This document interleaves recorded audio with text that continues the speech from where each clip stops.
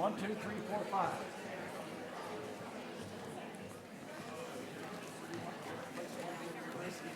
You want some water, Sue? Yeah, that'd be great. You know, I love water that's just cold. Yes, Nice. I do too. Even at home, I always like my water to sit first a little bit so it gets cold. A very cold. Here it goes, General.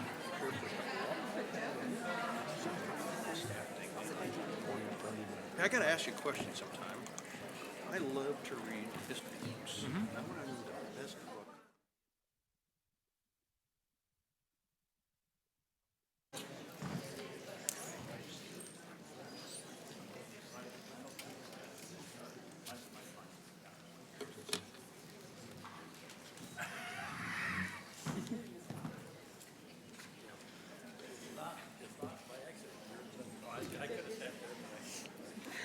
Good afternoon, everyone. My name is Carrie Fink, and I am Vice President of University Support Staff Senate, and it is my privilege today to be serving in this role as a greeter to all of you and to welcome you to our open forum. Not only do I want to take a moment to welcome you, but I also want to acknowledge any of those that are viewing today through the live streaming of this event. Not only are they from our other campuses, but our fellow employees from all around the state will be joining us as well. So this is our fourth open forum. Most of you are pretty aware with how we do it, but for those that may be new to joining us, what we're going to do today is we will primarily be answering questions from the audience. So before we get going with this, what I want to do is I do want to acknowledge the senators that are in the audience. So if University Support Staff senators wouldn't take a moment and stand up to be recognized, I'd appreciate it. Thank you.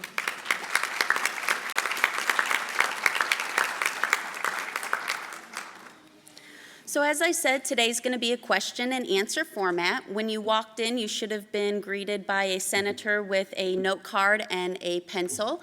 If you've taken one of those and you have a question that you would like somebody to ask on your behalf, we have Susan Erickson and Kelly Inglesby down here by the microphones who will be able to ask those questions. If you would like to ask your own question, by all means, please feel free to come up to the microphones that are at the front of the forum hall.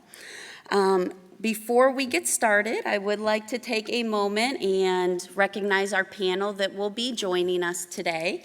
I'm going to start at the left if you are looking at the table. So first, I would like to welcome Cindy Bontrager, Vice President of Administration and Finance, to our panel. Next to her is Mr. Jeff Morris, Vice President of Communications and Marketing and Acting Vice President of Human Capital Services. Next to Jeff, we have Interim President of the University, General Richard B. Myers. And next to General Myers, we have University Support Staff President Carol Martin. So if you wouldn't mind welcoming all of those.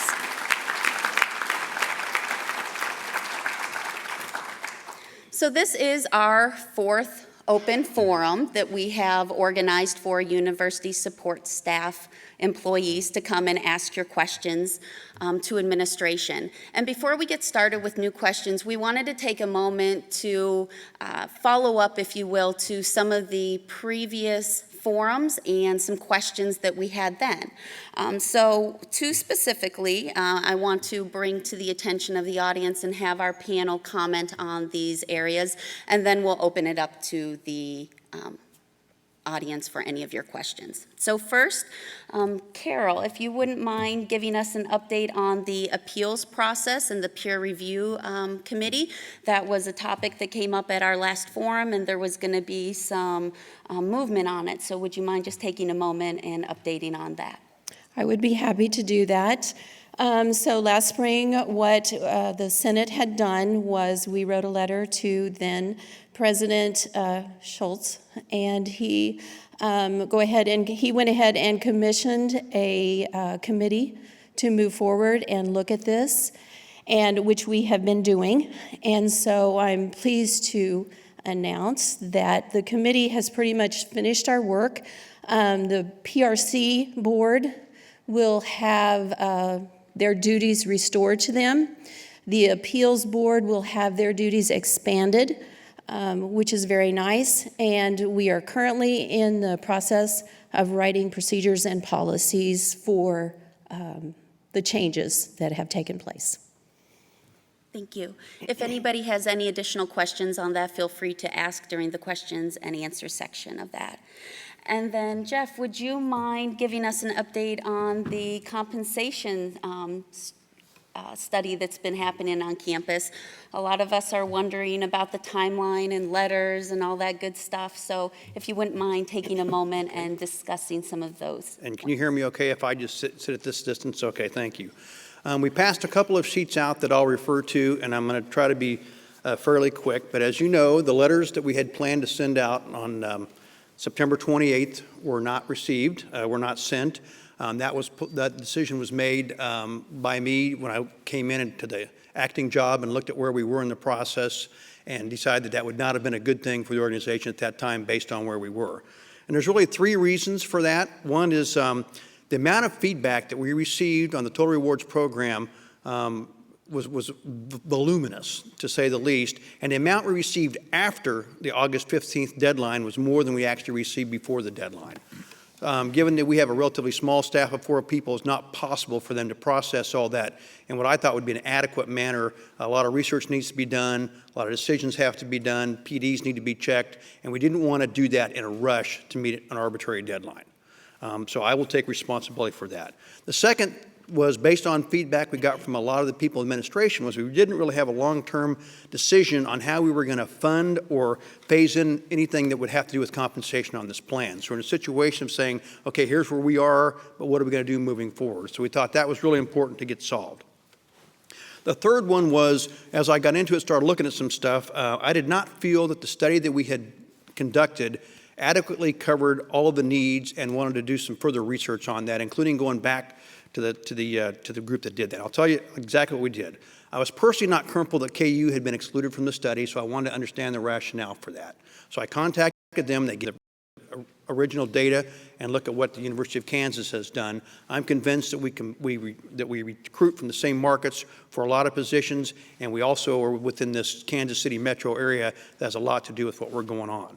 The second is we need a little bit more specificity on some of our job descriptions. A lot of you probably looked at the study that we published already and said, I can't find myself. I'm kind of in here because it was intentionally generic, because those were job descriptions based on duties, not position descriptions. So the feedback we've heard is we need to do that.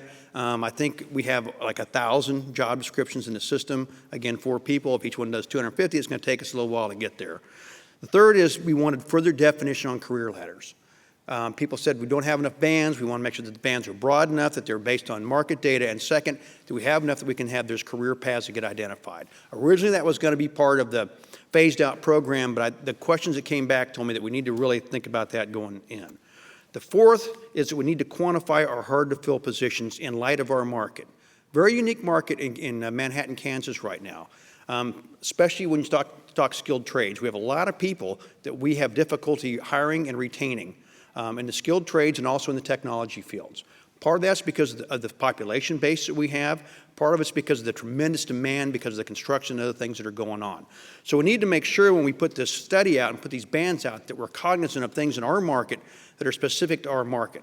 With technology people, for example, we just can't go to Cerner and hire somebody and have them come over here. We have to get somebody that's going to want to come to Manhattan, Kansas, which again changes the dynamics a little bit. And the last, I think, as I've gone in and looked at a lot of the data and the stuff, we need to have a plan to address compression and those people that are below minimums, which is going to take some time. But we need to set a time frame to do that. So if you look at what I passed out earlier, the first is a calendar which kind of shows where we are with FLSA. And some people don't have this, right? If you don't have it, raise your hand, and we'll try to get one to you. Okay, nobody in the middle has it, so you get to vote last. She's working on it. Okay. But this basically is where we are with FLSA, which everybody knows, Fair Labor Standards Act, federal mandate. We're working hard to make sure that we've reviewed all the positions for exempt, non-exempt positions. So that's very important to the university. I will say we only dealt with the people in this round that were affected by the new change in the federal levels. We're going to go back and look at positions exempt, non-exempt for all professional staff and USS staff over time. But that's going to take us probably till May, but we want to get that done because we're going to need to get that done. Now, the pressure on that goes to the second sheet, which some of the people in the middle still don't have, which kind of looks at the timeline. So I'm working backwards from a date, which is in March of 2018, we've been understanding the federal regulations are going to change, and we're going to have to start pulling reports on our salary equity, on salary reports for both affirmative action and for where we are with the EOC. So if we look at that and we said, for us to have valid reports in March 18, by March 17, we need to have our systems in place, which means we need to have our salary structures in place. We need to be working on these things so we have data to report. So working back from that, we look at February, we look at January, we look at December, and we say, okay, so basically what we have to do in the next 90 days is process all this information that we have, communicate back to you, communicate back to the campus administration, to the management structure, and then make adjustments to our plans so that we can begin to implement around the March timeframe. So I fully anticipate that there's going to be more communication, there's going to be more back and forth as we get feedback, but this is going to be an iterative process with the goal that we keep moving forward so we can have a system that's more fair to employees, gives people career paths, and is based on equity. Because those are things that we're going to have to be accountable for in the future, and to be quite honest, we have a lot of work to do when it comes to those structures and being able to defend ourselves to people that are going to be looking at us from the outside. So that's where we are today. People say, when are we going to get notified? My hope, and I don't want to commit to it, but my hope is that we can get this individual notifications through by the end of this calendar year. And I'm not going to look at Derek. He's not looking at you. He's not either. looking at me either. Okay, so that's where we are. He looks surprised. Derek, well, he didn't leave. Okay. So I know that will come up. Individual questions, it's amazing the number of individual situations that we have, but I just wanted everyone to know kind of where we are, what we're looking at. Our goal is we want to get a system that most people really fit into and can see themselves, and to do that it's going to take more work, and that's what we're trying to get. We know it's important, and we know we didn't hit a deadline before, but we're going to work hard to get that to you as soon as we can. Great, thank you. So I'm going to defer to Susan and Kelly for the remainder of the questions, and to, of course, everybody in attendance today. If you have a question, once again, feel free to come down and ask it yourself in the microphones. Okay. The first question is a follow-up to what you were just talking about. If it is determined that a position is below the minimum, will the department be allowed to increase an employee's salary, or will the raises be a campus-wide process? And if the increase will be a campus-wide effort, and what is the anticipated date for the raises? How's that being decided? Campus-wide. Campus-wide. Our goal, in a perfect world, we'd try to get that done campus-wide. Okay. So Cindy's been working to find the funds to do that. That brings up a dilemma, right, an ethical dilemma, because if you can't, you could help some people. Do you not help those people if you could? Right now, we're trying to identify funds to do that if we can. Is that fair to say? That is good to say. Okay. Cindy's still in the room. So. Oh, and I'd like to add one other thing. If you have comments about this and want to send emails, you could send them to the general, but it'd be quicker just to send them to me so he doesn't have to forward them. So that's jbmorris@ksu.edu. So You can send them to me too. Got to be part of the process here, but whatever you want to do. This is kind of along the same lines. In the new salary structures, some of the unclassified and USS positions have the same duties and salary ranges. Is there a plan to merge the classifications together? And another one states, if there is discussion, has there been any discussion, bring them together as a unified Senate? So sort of goes together. no, Easy. there's not been a discussion. We do have a lot of overlap and a lot of positions that sit in both. But when we made that change, we publicly stated that we weren't going to merge those at that time, and there's not been further discussions along those lines. Okay. So it will be possible that you can have the same exact position in an unclassified and a classified role. And we have quite a few, I think. 1,000? USS. USS, I'm sorry, USS.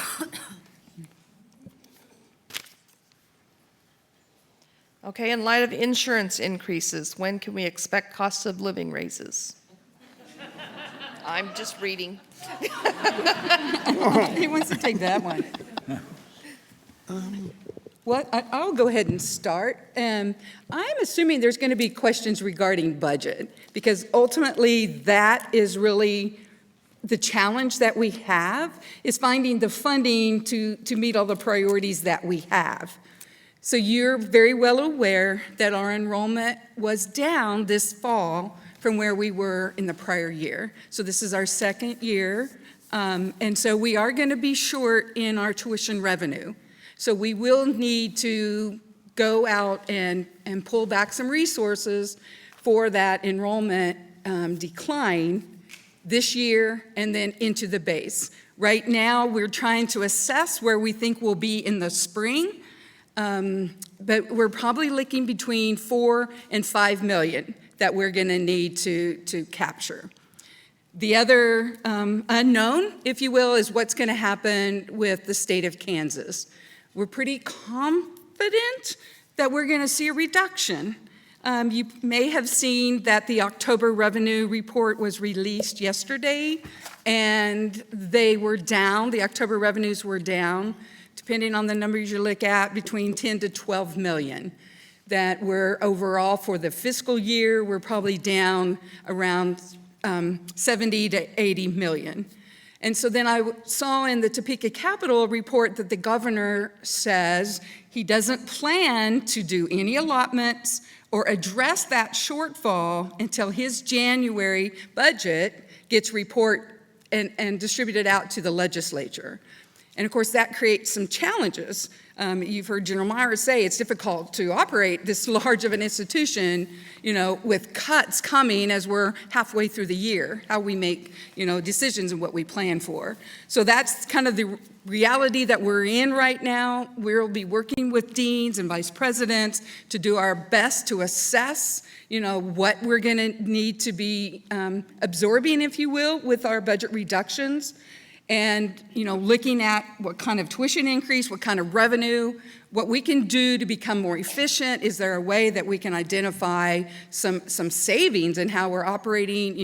We really need to look over every rock and think outside of the box and to see how we can try to protect as much as we can the instructional mission of the institution, because if you think with students, we're very dependent on that revenue those students generate. And so the salary increases are going to be very difficult to be able to fund this year because of the cuts we're also going to need to impose for not only 18-19, but also for this fiscal year. And so what we're hoping then within cabinet, we can prioritize. We know we've had some mandates with FLSA, with what we've seen with total rewards. There's positions who are going to be under market. And so, working with our budget advisory committee, working with cabinet, hopefully, and we want your input also, working with USS Senate, Faculty Senate, we need to kind of figure out what our priorities are and moving forward. Did that answer the question?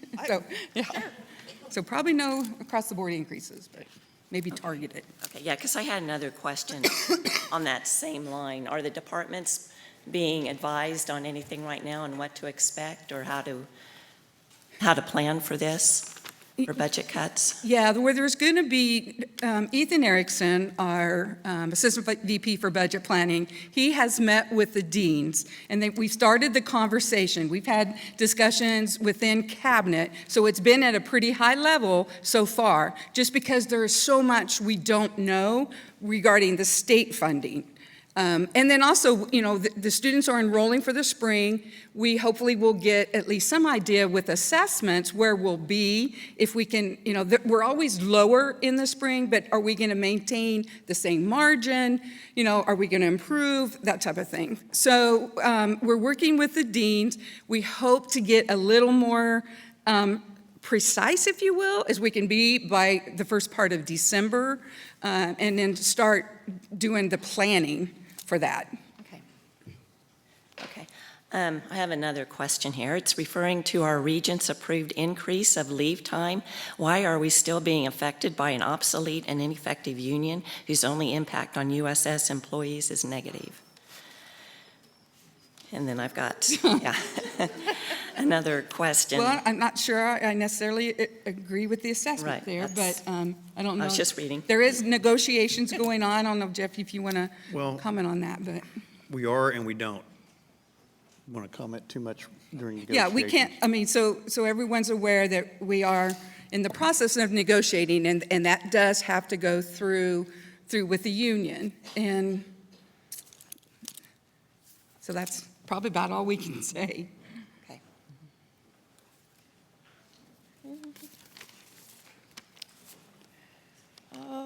For General Myers, can you give us an update on the searches for both the new president and the VP of HCS?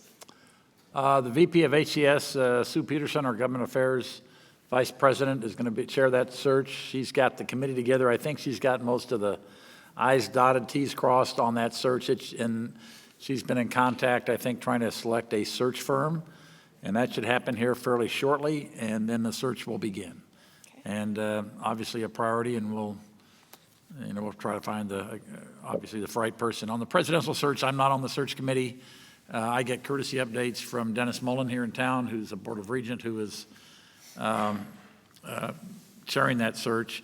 He gives me courtesy updates. In fact, he's going to be in the office after this and for an update on where we are. From everything I understand, it's moving along at a good pace. They hope to have, at least by December, in front of the Board of Regents, the names of the people that would be acceptable to the search committee to be the president of Kansas State University. And then the Board of Regents actually select. We don't send in priority, as I understand, we don't send in names by priority order. We just send here the names. The Board of Regents may interview or not, and then they'll pick somebody. And I think they interview, frankly, is what I understand. But I'm not, I've never been this close to the process, so I'm learning. So I think we're on track. We should know, I would say, from what I understand, I would say we'll know around the 1st of December, probably. That might not be exactly accurate. Like I say, I get courtesy updates. I'm not in on the email change for these folks, so. Susan, you got one? Okay. There's another one. I got a few here. Okay, this is back to questions regarding total rewards, raises, et cetera, are being answered and posted on the website. Are they still continued to being out there? It appears that the questions on the website were HR generated and or questions that they anticipated that would be asked. These questions look like the same questions that have been out there since the beginning of October. So are new questions that people are asking, are they being posted? And We have updated a couple of questions based on situations that we've gotten and added some of the FAQs. okay. We've also got a tremendous volume of information that we're working through and processing from comments and other things that have gone through that. So when we get something that rises to the level we think, okay, we're getting this a lot, then we've done some FAQs. And I can't remember, I know we were going to add one this week, or I think we maybe added one last week as we get things that a lot of people are asking about, and that tells us that we haven't done a very good job of explaining it. Okay. Or excuse me, we could do a better job of explaining it. Okay. Can you provide an update on where the weapons policy is? And this has Cindy beside it. Yes, I would be happy to do that. So we just put out a K-State Today letter, I think earlier in the week. And so we took the revised draft policy. It is posted out on the Vice President for Administration and Finance webpage. And we presented that, Cheryl Strecker, Ronnie Grice, and myself, to the Governance Committee of the Board of Regents at their October meeting. They had a few comments, but there was, they are not going to have approved the policy until this next month. They will hear from the other 3 institutions, and then we're going to wait to find out what's next. The board really hasn't at least shared what their process is for approval. They did speak a little bit about maybe taking the policies to the full board. We are expecting we'll at least get feedback regarding our policy after their November meeting, but that's about as much as we know right now. So stay tuned on that. But be sure and look at the policy, and it really didn't change all that much, but it is posted out on the webpage.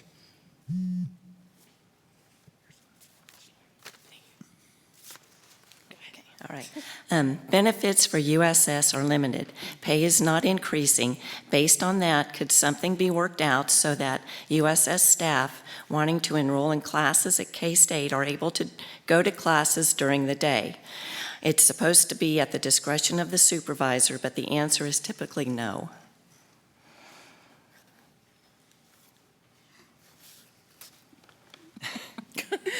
I'm thinking about the policy on that one. Well, I mean, that is a tough one because obviously That is. we have work that we have to get done. And it is up to the supervisor's discretion in order to basically approve during those day hours. I mean, the after hours, I mean, we try to work like lunch hours and things like that. This is a philosophical question that I've heard before, and it comes up, and it really boils down to, I guess, the lack of consistency across the enterprise and how we address that. Would that be fair? I'm not going to give a definitive answer today, but I think that's something that we probably ought to look at in terms of a policy decision or how we apply that fairly. And I have heard that before, and that is something that we probably need to discuss in terms of how we do that. So philosophically, we want people to improve themselves and take classes and have the opportunity to do that. That's why we offer that benefit. Right. I can understand there may be some positions that you couldn't work it out, but I think we ought to try to find ways to do that if we can. So I think that's a very legitimate question, and we'll work on getting a better response. I will share, we are spending a lot more, of course, tuition's gone up too, but we are spending a lot more for that benefit to our employees. So I do think that folks are being successful in order to take those courses. So we are spending more. You have a question behind you? Oh, sorry. Go ahead. Could I just, along with that part of the benefits, the tuition assistant only covers the basic tuition costs, whereas if you're wanting to take some evening classes to compensate for not being able to go during the day, there is that additional cost that we have to cover. So I didn't know if there was a chance to cover those fees to take evening courses. So it comes down to a financial challenge because we do have so much built into the budget, we haven't been able to keep up with the demand on that. And so each year we try to find those dollars, wherever we can scrape it together. Because we do feel like it is of true value to the university and to the employee in order to be able to do that. So it's one of those where if we can find the money, and again, prioritizing salaries, all of these other things that we have this need on campus, along with this kind of education benefit, where does that fall in there and how would we prioritize that? Because it does have a cost to the institution. Right, absolutely. But thank you, I mean, that's been brought up before. With enrollment down the past 2 years, what are the projected enrollment numbers for the future?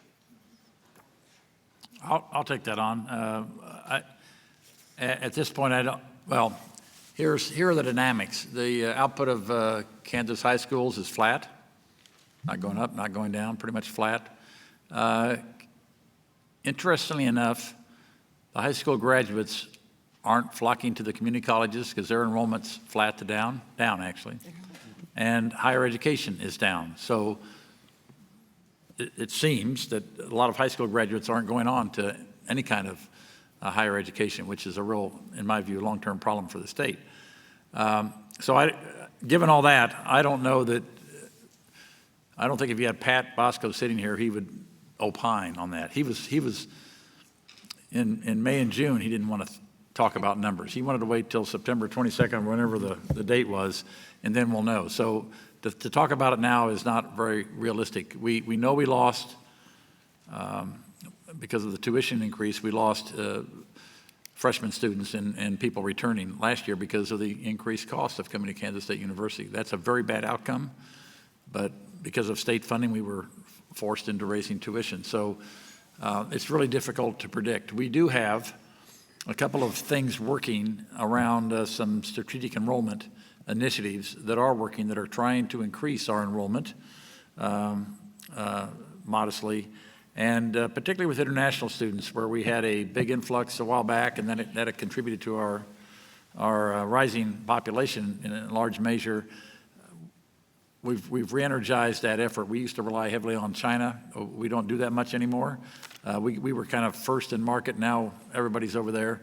I think Fort Hays State actually have people in China full-time. We don't.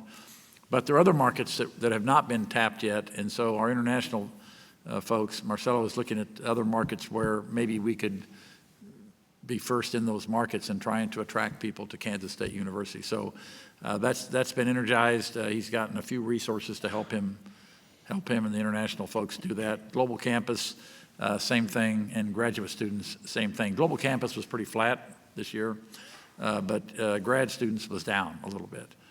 And there are things, I mean, it all comes down to budget. If we had the budget, this would not be near as big a problem, but we don't have the budget. And let me just add a couple other things. So yesterday we had a long conversation on the Clery Act, which requires gathering lots of data and reporting that data appropriately. We're going to have to hire people, 4 or 5 or 6 people to do that. That takes money.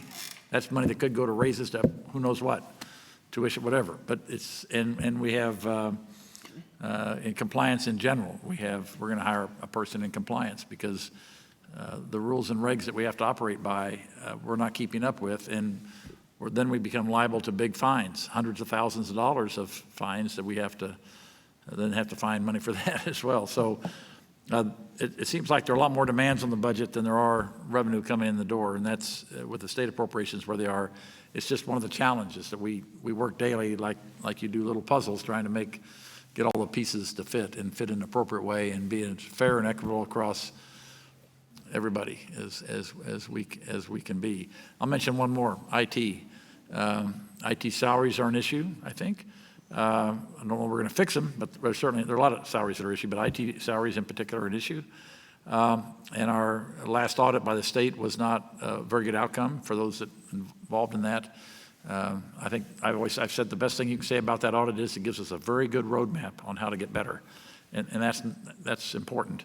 But probably to get better, we're going to have to find money for bodies there too, because more and more the whole cyber world demands a lot more attention, and we're not quite where we want to be. We're not up to K-State standards there. So it gives you a feel for some of the dynamics here that we're trying to balance. It's more than the question asked, but enrollment's important. Stabilizing enrollment, moving enrollment up is significant. Just a few hundred we're down this year is did you say they hit, did you say it's 4 to 5? Yeah, $4 to $5 million. $4 to $5 million. Because of international, yeah. So not trivial.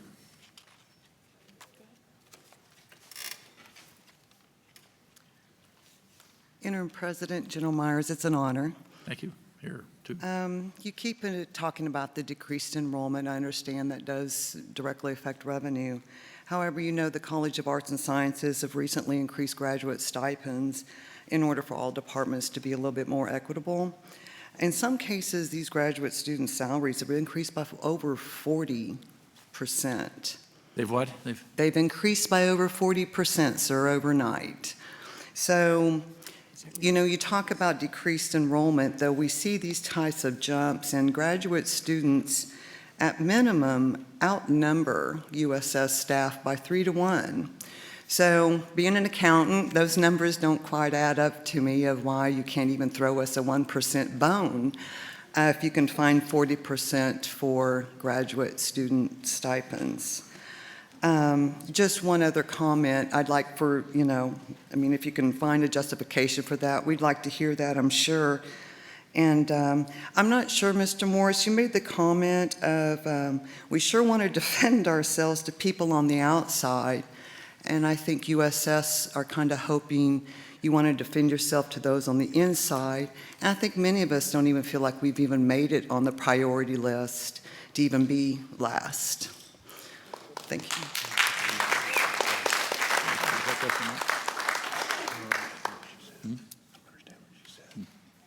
Yeah, so, on the last part?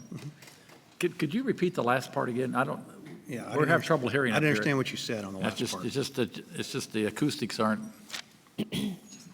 apparently aren't perfect. I thought it was just my old ears, but the young ears here. Yeah, I don't think. Did you hear about the graduate 40%? I got the graduate part, yeah. Okay, great. Mr. Morris had made a comment there during the initial introductions of that we sure wanted to defend ourselves to people on the outside when we were talking about total rewards. I think you need to defend yourself to the people on the inside. You know, if you're worried about what we look like to the outside, yet you have way more people in here that's struggling. And I think you should defend yourself to us and let us know why you're not paying attention. You meant the federal, because we now have to. Are you still not hearing, Yeah. or? No, may I clarify? May I clarify? You bet. Okay, because when I'm talking about defending ourselves, I'm talking about the federal government that's going to come in and conduct audits and going to look at our equity across the enterprise. And to me, the commitment needs to be that we have equitable and fair pay structures in place in the enterprise. So I'm not saying that we're going out and saying we have to defend our actions. I'm saying we have to be able, when we're audited, and we're going to be, because we've been put on notice, that they're going to come in and look for us. So I'm talking about that. I'm talking about being in compliance and having a fair and equitable salary structure for the employees. So to me, if that's not looking at the inside, I don't know what is. Well, 40% increase for graduate students who outnumber us, and you can't find a 1% increase in there for us? I can't address that at this point, but grad students do bring in revenue too, right? And they're important for the research piece. So I'd have to see the numbers. We'd have to research that. I can't give you it off the top of the head. I don't know if those numbers are right, wrong. They may be right for your college. I don't know, but. I can address the graduate students for the arts and sciences, I hope you don't mind, but Oh, that sure. was a student Please. fee approved that went into effect this fiscal year, and that allowed us to be more competitive across our peer institutes. So that's total money coming in through a fee per credit hour that the students are paying for, that gave those raises to the graduate students. So, and that's a good point. You know, we try to recruit graduate students. That's part of the enterprise. And I had the graduate student council at my house for lunch, as had Kirk before, and they said we get lots of phone calls about grad students who want to come to Kansas State University because of the field of study, the professors they'd be working with, and so forth, but can't come because we don't provide them the same kind of stipends they get other places, so we lose them. So if it's funded through their fees and so forth, and that's their revenue generating, and we can do that. But otherwise, we don't do real well there. We lose a lot of people because we can't provide them the same stipends. The folks around the table all made it work. 3 of the 4 made it work because they were married and spouses worked. Otherwise, they wouldn't be able to come here and study. They weren't complaining. They just said, I asked them, I got real personal. I said, how do you, as a grad student, well, first of all, you got to accept all grad students are poor. I mean, that's kind of the thing, right? But once you accept that, at this point, they have spouses, they have children in many cases. I said, how do you make ends meet? Well, my spouse works, or my spouse is a teacher or whatever. So more than that, I can't say. I give you that part, and it sounds like we get a lot of their increased stipend from fees. If I heard the question, if I heard the answer right.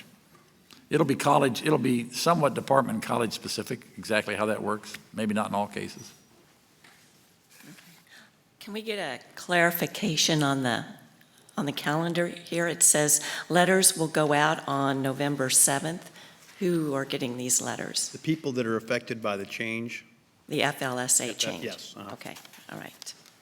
And then I've got another one that comes I think from it's 480 480? approximately. Oh, okay. Okay. Up a little bit.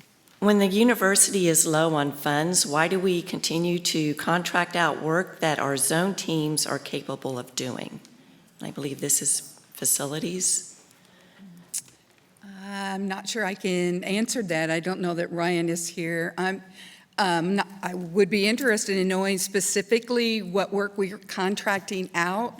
I know we're challenged with, retaining certain types of positions and having enough of a workforce to do some of this work.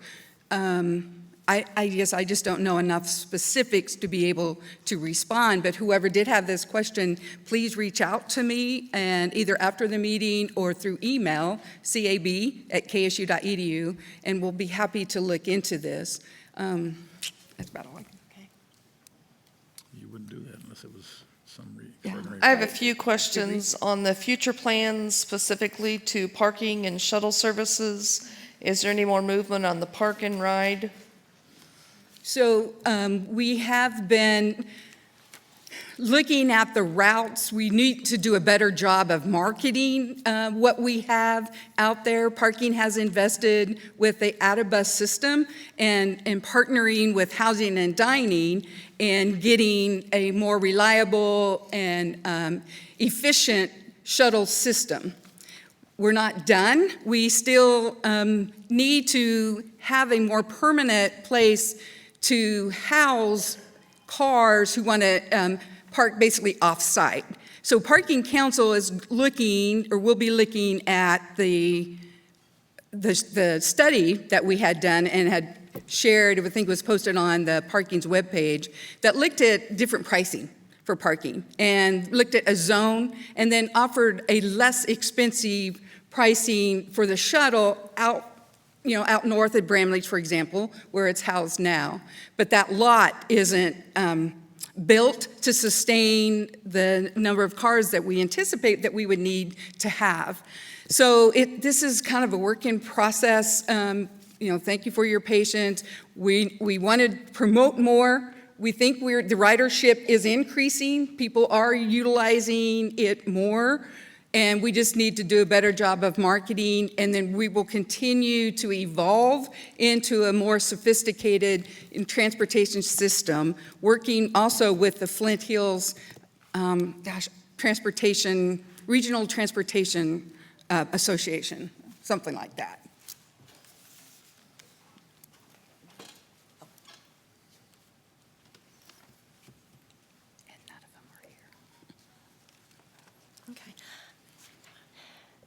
Okay, if the university cannot give a raise, when will departments be able to find fundraisers on their own?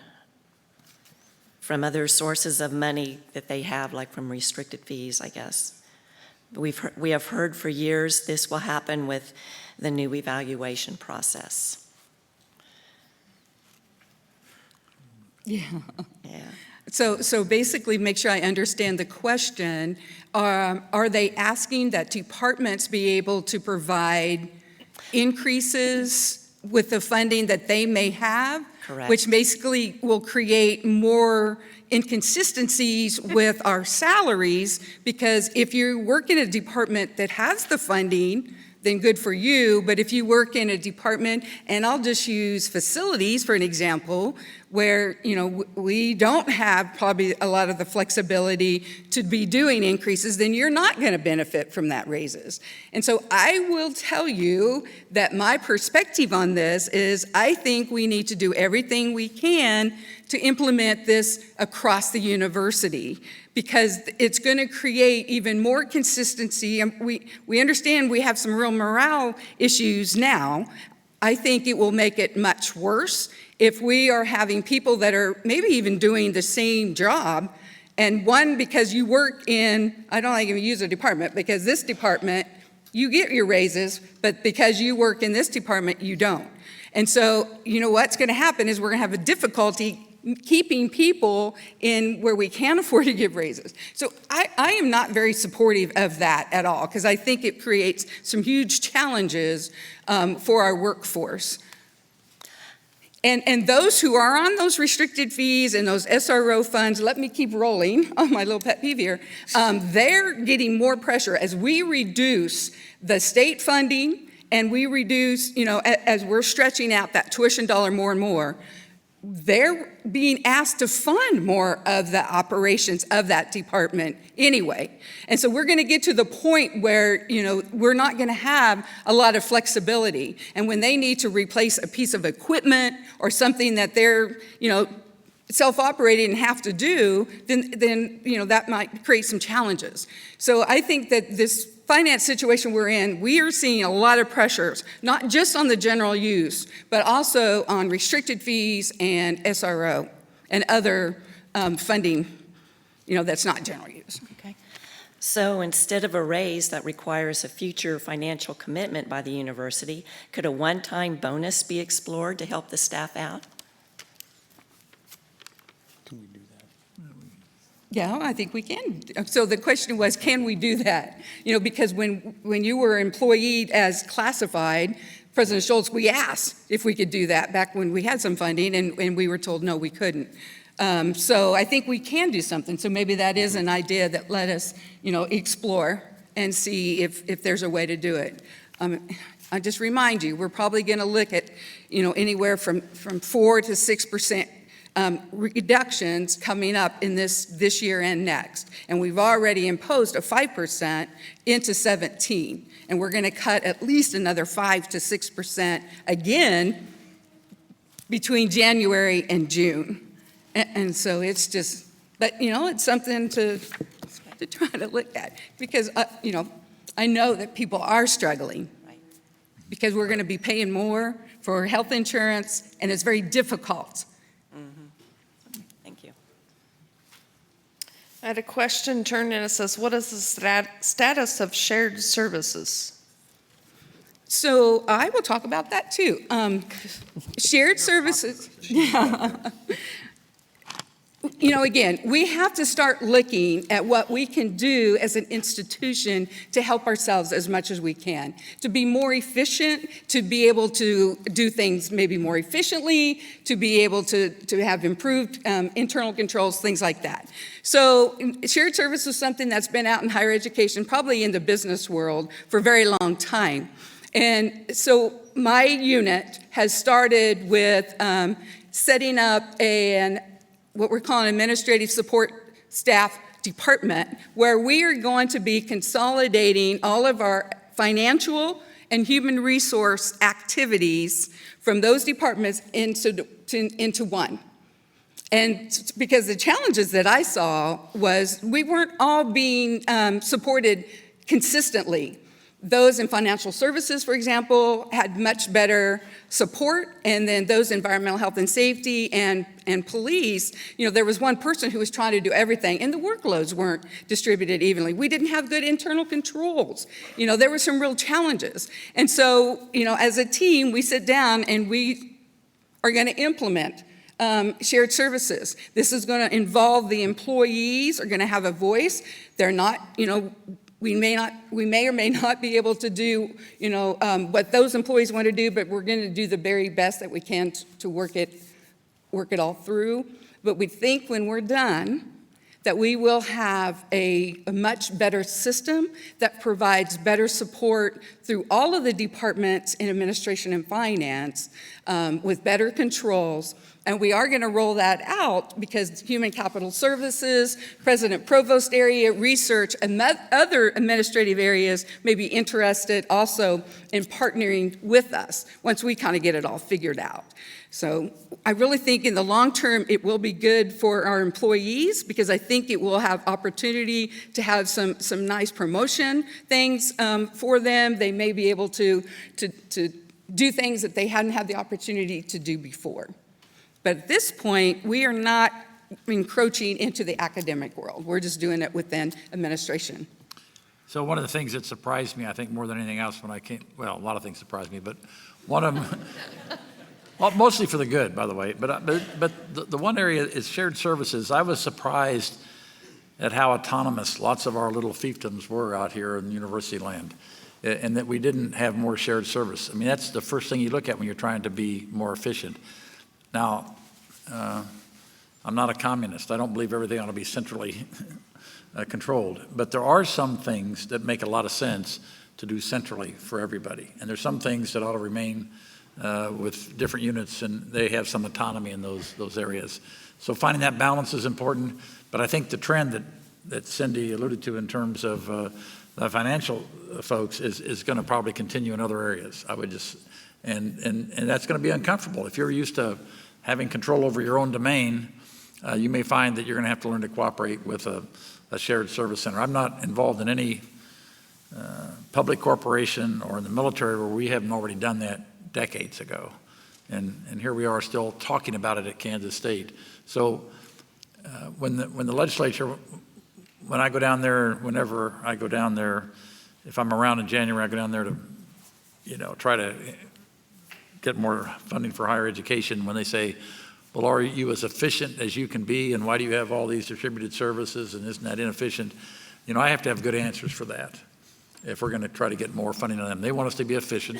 I think we are actually fairly efficient. People work hard, but I think we can be even more efficient without denigrating our services. That's my view, and there'll be people working this. It won't be, it'll be a lot of us making inputs there.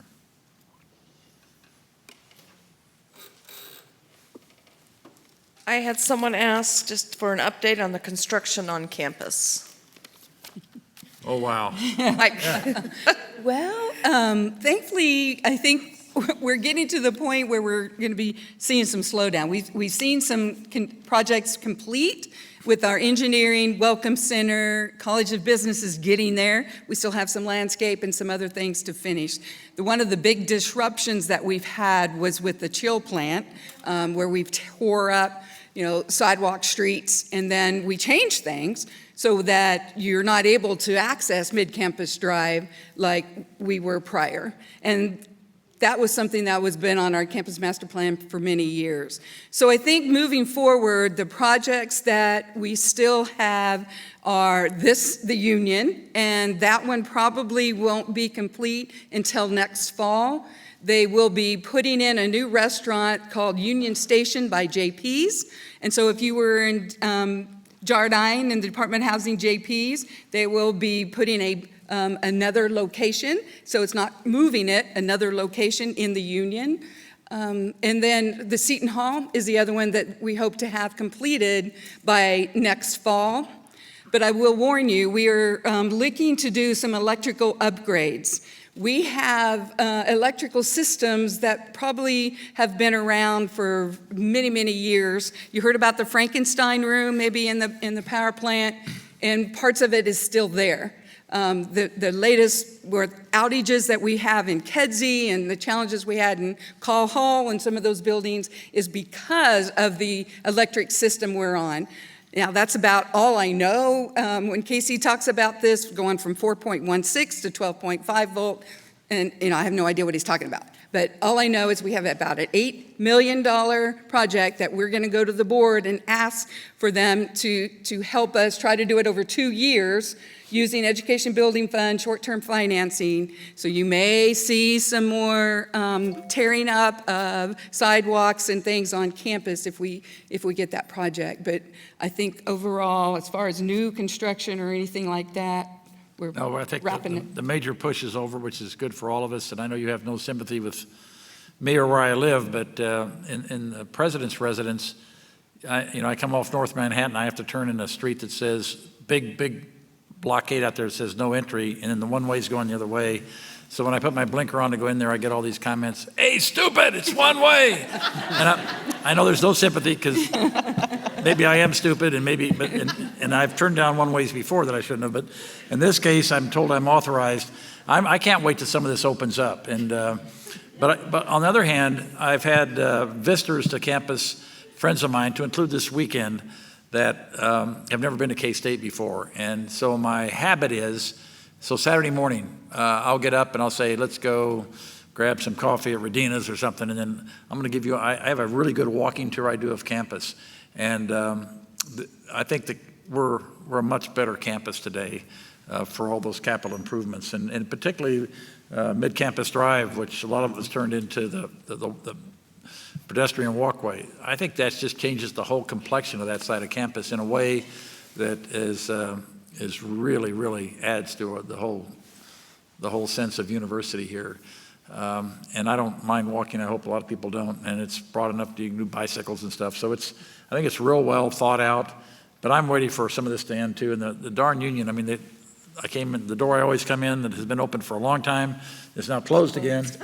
And so that's fine. I mean, I'm used to getting chalk dust on my clothes, and you are too.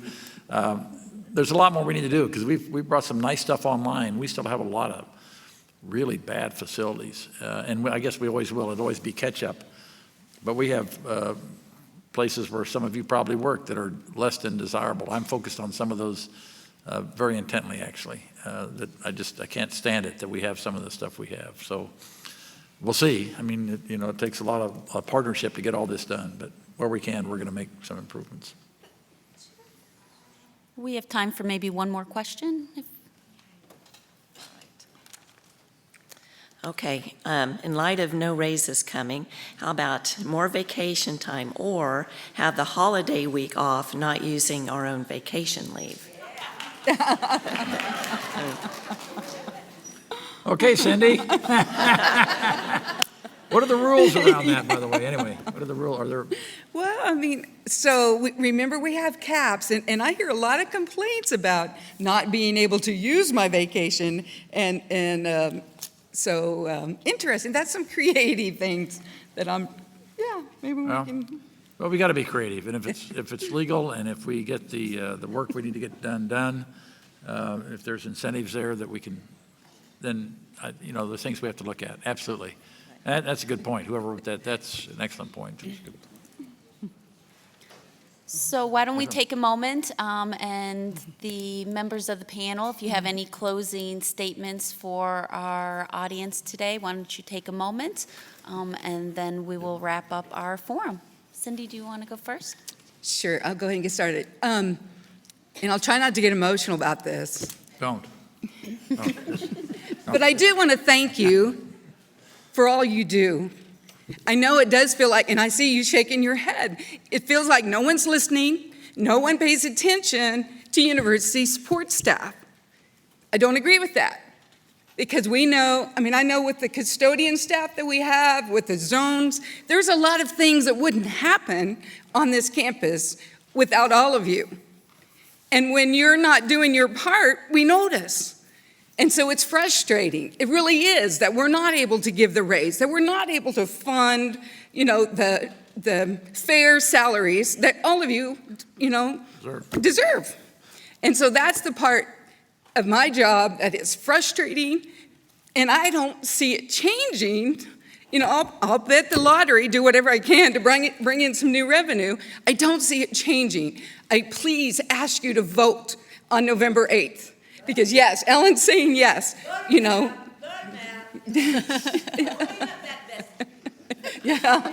It's just like we got to understand where our priorities are with the state and with the funding that we have there. And again, I seriously thank you for what you do for K-State.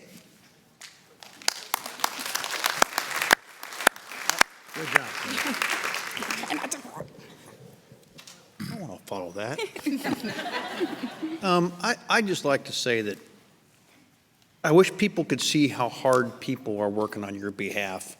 And I look at these folks that are over in Human Capital Services. We talked about distributed services. There's 240 people on campus that have some HR or financial responsibility. There's, 35 over in Human Capital Services. So, you look, it's not this big central monolith with all these resources. There's 4 people working on this total rewards and getting all this done, who have been spending weekends and evenings and spending a lot of hours. They want a fair, equitable system. And they're looking, we know we got short-term challenges, but as we look to the future, we say, what we want is someday this is going to turn. Someday we're going to have money again. And when that happens, we want to have the systems in place to be fair, to be equitable, because we're not there, and that's not the K-State way. And so I wish you could see the effort that people put in and know how much they care, because they really do, and they work very, very hard. We know there's compression. We know that people are not paid enough in a lot of areas. We know we have areas that are hard to fill.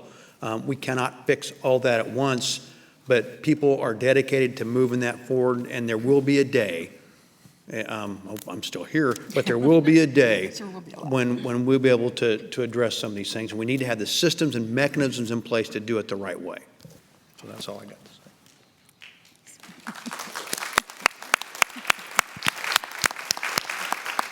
So from my perspective, and I'm sure it'll be close to the perspective whoever's appointed as the full-time president, anybody that's led anything of any size understands that it's all of the team that makes it work. It's not just one piece of the team. Everybody contributes. We had all the facilities folks for the turkey dinner, Thanksgiving dinner here today, and a lot of folks work really hard to keep facilities up and keep the place looking nice, which is important, right? I mean, that's really, really important. And if they were all to go away, we'd find out how important they are within about the first 30 minutes when something didn't work or something fell apart. So, and so are professors, and so is everybody that works on this campus. I like the old adage we used to use in total quality management, which is a thing we don't talk about much anymore. But in the day when that was the end-all be-all of how you lead and manage, there was one statement there that I really liked, and I think it applies to everything you do in life, is that no one is more or less important than anyone else. Everybody contributes, and you could look at teams, you can look at anything, and you can say, well, the quarterback's the most important person on a football team. Oh, yeah? So what if he doesn't get the ball consistently in the right way from the center? Oh, then the center's pretty important. Yeah, but so what if and on it goes. You know, you have people that make different amounts of money, but everybody's important to the process. And what we have here, I think, at K-State is something really special in our brand. This university has grown in a very responsible way. We are, for the last 5 years, we've been getting less and less appropriations from the state, and that really hampers everything we do. We could, if the Board of Regents would approve it, which is at this point unlikely for next year for sure, we could increase tuition. We could make raises. We could do a lot of things with that money, but then we'd have less students coming through the door, particularly the kind of students we want at K-State.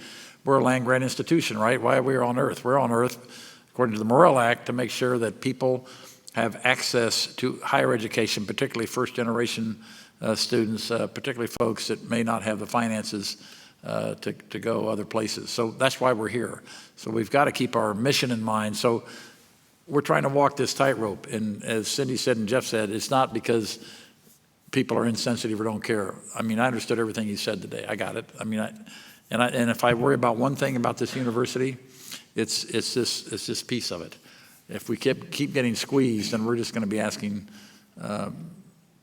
for responses from our people that aren't rational and responsible. So I don't know where I'm going to be in January. I hope I'm still around doing something so I can start working the legislators in Topeka. I think that's where it all has to start. This notion that the state shouldn't be helping with higher education when all this state really has to offer to anybody that wants to come here is talent. And we're a talent factory. You're part of the talent factory with these students and grad students and folks that we have coming through here. And I mean, you don't come to Kansas because we got great beaches or that our mountains are really nice. If you're going to come to Kansas, establish business, look to economic prosperity, resulting in people doing well, it's because you're coming here for the talent. We have wonderful talent. A lot of that talent has to go through the higher education process. And I don't know why we're on the path we're on. It's the kind of the new guy. It's very, very disappointing. And I think attitudes have to change. I do agree with Jeff. I don't know about whose lifetime but pendulums do swing, and they have swung in other states. They have gone this way, and then they've said, whoops, that's not right. And I think you saw from the primaries in this state, as I understand it, from Sue Peterson, who is the expert, that we're now missing some people that maybe were roadblocks to enlightenment here about higher education. So we'll see what the general election gives us, and then we'll go down and the one promise I have is that's a very high priority for me, to try to marshal students, faculty, staff, business people, chambers of commerce to talk about what higher education means to not only the state but the region, and And for us, for many of our areas where we have great intellectual capital to the world, we have world experts here on lots of things that the world needs. So we got to do this well.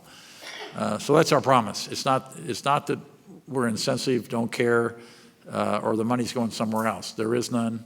And it's the sad news is, at least in the short term, we know it's going to get worse. We hope we can turn that ship around. That'll be a lot of my effort. So thank you for what you do, and thank you for being here. Thanks for asking the hard questions. Some we could answer, some we couldn't answer very well, but those are the hard questions, and I appreciate the open forum. So thank you. Thank you, girl.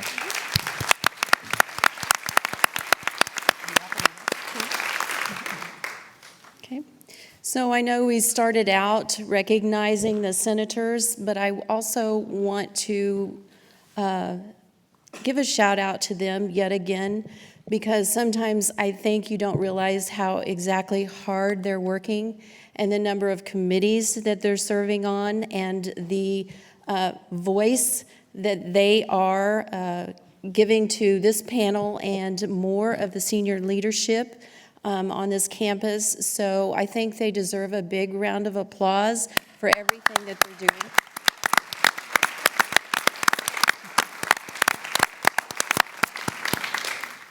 And one of the other things that I want to acknowledge too is, in particular, Cindy and others, and Jeff, and you as well, because I've met in your office. Anytime, they pretty much have an open door policy for us, and when we send them a letter or we send them an email, they respond in a timely manner. So it's very important that when you have thoughts, when you have concerns, please bring it forward to your senators, because we have a straight line to the senior administration who can actually make a difference, who have the power to make that difference. So we thank you for having that open door for us. Yeah, you bet. Thank you all. Well, that concludes today's forum. Thank you once again for coming.